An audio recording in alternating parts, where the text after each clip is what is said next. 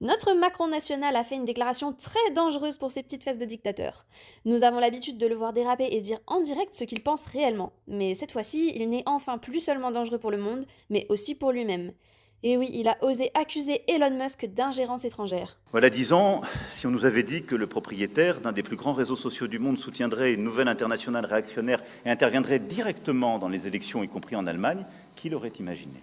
Alors que nos oligarques commencent enfin à tomber, comme M. Trudeau qui a enfin annoncé sa démission hier, Macron, lui, ne semble pas prendre peur. Il devrait peut-être, car Elon Musk est loin d'avoir peur d'eux. Il a déjà envoyé bouler et ridiculiser Thierry Breton qui voulait censurer X, demandé à ce que Starmer aille en prison pour avoir caché ce que faisaient les gangs pakistanais en Angleterre, et dénoncé la politique de Scholz en Allemagne et de Trudeau au Canada à plusieurs reprises. Moi j'ai hâte de voir la réaction d'Elon Musk, pas vous? Remettons les choses dans leur contexte si vous le voulez bien. Elon Musk n'a absolument pas fait d'ingérence. Il use de son droit à la liberté d'expression et de son influence pour communiquer ses opinions politiques. C'est son droit le plus strict, et l'interdire de le faire serait de la censure tout simplement. En revanche, quand Soro est régulièrement invité par Macron à l'Élysée et finance des ONG politiques pro-immigration en France, là, il n'y a pas d'ingérence. Deux poids, deux mesures, mais nous en avons l'habitude. On résume, donner son avis sur la politique d'un pays étranger égale liberté d'expression. Par contre, prendre des décisions politiques pour un pays étranger, ça, c'est de l'ingérence. Vous voulez un exemple? Réfléchissons.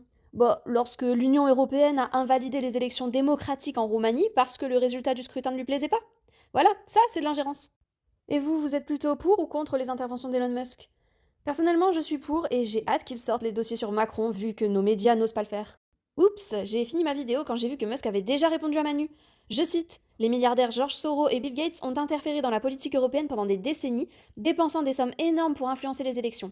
Ils ont promu l'ouverture des frontières et le transfert du pouvoir des gouvernements nationaux vers des organisations supranationales, et Macron n'a jamais rien dit contre ça.